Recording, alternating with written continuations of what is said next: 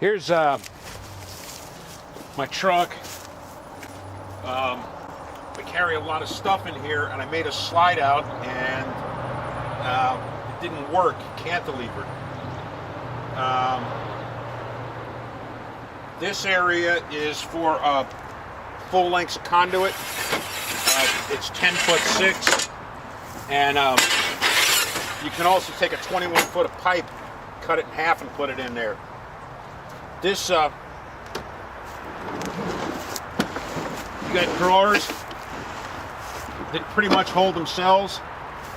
I was going to put rollers on them, but I just used beeswax. It's 1/2-inch plywood all around, front and back, with 1x2s in the corners, glued and screwed. That works out pretty well. There's another drawer here.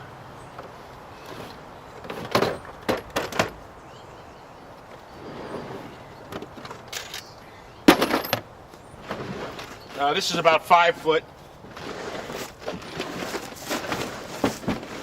This one's a full 8 foot. It's pretty strong because of the way it's built. I put a lot in there. They slide pretty good on the beeswax. This one, this bay is 9 foot deep. That's why it goes back in farther. I can put that there.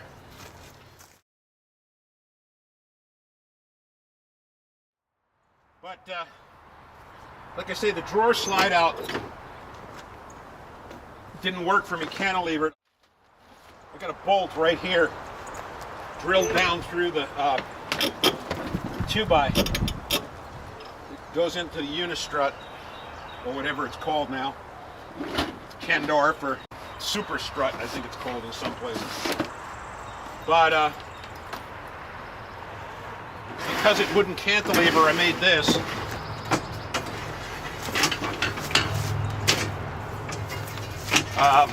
I can think of some improvements, but right now this works pretty well.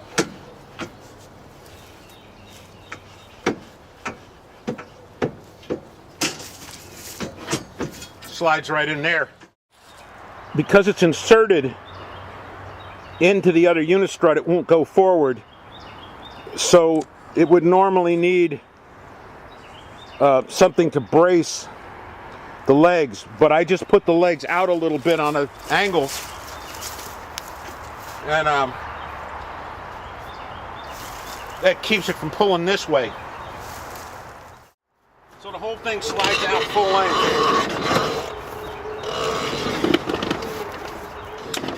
It's actually going down a hill, but it slides pretty well. And here's the catch that keeps it from moving. And that's fully out of the truck. There's bolts sticking up at the end to keep the wheels from going off the end.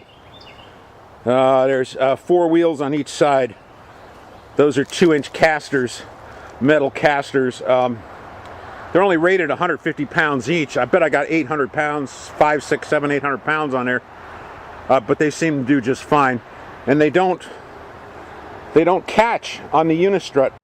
You've got full access to everything in there. You can reach into it, and then the inside of the truck is now open to get to those shelves. This is looking in from the side door. There's 2 feet of space between the front of the deck slide and the guard for the cab. It's 2 foot wide, so you could slide a pipe threading machine in there or anything heavy. A wire cart goes in there, so that's a clear space where you can still store stuff that's heavy that won't go on the deck slide. There's the shelves back behind the deck slide. Here's this bolt right here is one of the carriage bolts.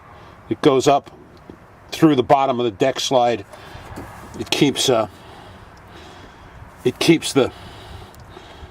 whole deck slide from moving back and forth. These fit close to the inside of the semi-permanent uni-strut. This is the movable carriage, and this is just a bar stock. It's a 1/4 inch by 1 inch, I think, and you can see where I ground it to a slight point, rounded off the corners all around. That makes it easier for me to stick it into the far end of this semi-permanent uni-strut. You can see a countersunk machine bolt here. I screwed through the uni-strut and the bar, and put a flathead machine screw in there. Here you can see 2 of the back wheels. You can see that bolt sticking down. It's about a 5-inch carriage bolt. There's a nut. It's a 1/2 inch diameter bolt, and it's there's a nut and a fender washer there, and that's pretty stiff and rigid. This here is the leg you're looking at. It's fairly far from the outside movable uni-strut that the carriage rides on. This is this bolt sits on the inside of the semi-permanent uni-strut, and when this movable carriage is in this when this movable carriage is in this end of the semi-permanent uni-strut, these wheels slide right out onto this one, because these two are in line, and this carriage bolt follows the inside of not only the semi-permanent one but the movable one also, and it keeps these casters right on the uni-strut. And there's on the other side of this whole assembly, there's another one over there. It's a little hard to see. It's right there. But anyway, those sit on the inside, and they keep those casters right where they should be and keep the whole thing from sliding off sideways. This right here is a semi-permanent uni-strut. This is a 1/2 inch machine bolt with a T-nut underneath the plywood. There's about 4 of these holding this semi-permanent uni-strut down to this plywood deck. In some places I used 1/2 inch lag bolts about 1 inch long. The tricky part is that these usually have to be near the end, near this edge of the uni-strut, because you got to get a open end wrench in there to tighten those down. It's real hard to get a socket in through here. So if you're going to put anything near the middle of where this uni-strut is, you kind of need to have something with like a number 3 Phillips head on it or something, because you can't really get a socket down in there. I have an improvement planned where instead of pulling this out and sticking it in that socket, I would leave this here, and I would put the other one on the inside of that semi-permanent uni-strut also, and then I would mount another 8 wheels just inside of this uni-strut, so they would slide out onto this one. And the idea would be that at any given time the weight would be on one or the other of the uni-struts. I'd have to move this pin inside of both of the new uni-struts. But anyway, that's a further plan. It's a plan for improvement where I wouldn't have to mess with putting this movable uni-strut in that socket each time. I could just pull the whole thing out and then move the tray. That's a further development. Put it back in.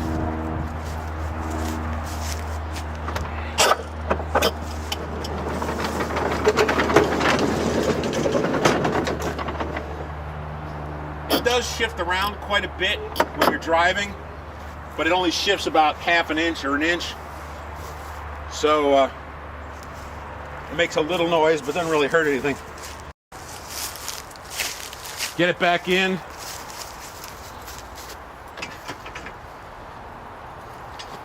Flip them up.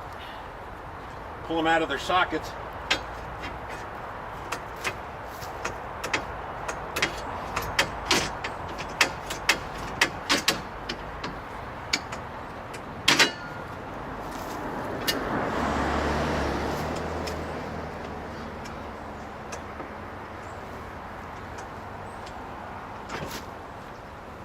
it slides in next to it.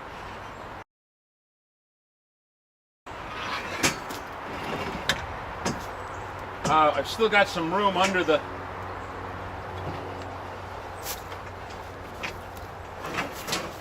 sliding bed that I can put stuff.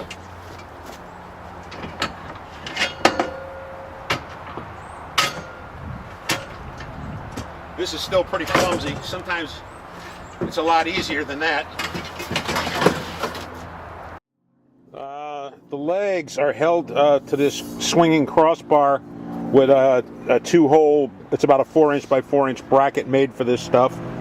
This is the swinging part, and I put a 1-hole bracket made for this stuff here. Drilled a hole here. Well, this is the stop to keep the rollers from falling off. But this hole and this bolt go right through to here, and there's a bolt, a nut there and a nut there, and that bolt goes through this bracket, and there's another nut on the other side. I didn't use any lock washers or anything. So far it hasn't shaken loose.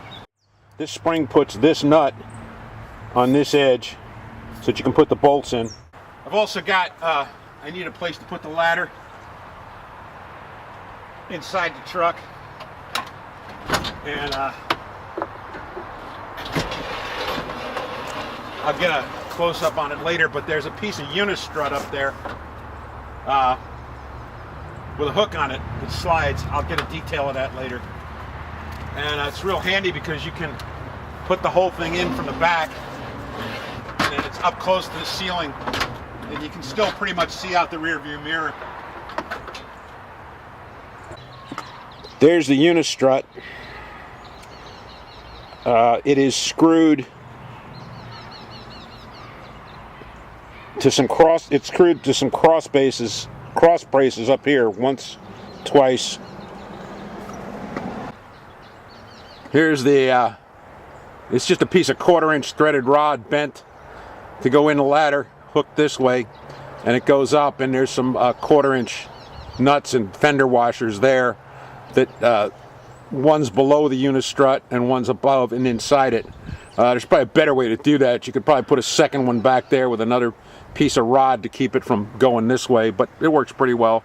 I'll probably improve that later. Here's a hook here for one corner of the ladder, the back. You can see back there how far it slides in. It's secured there and there. I put it slightly on an angle because the ladder's thinner at the front.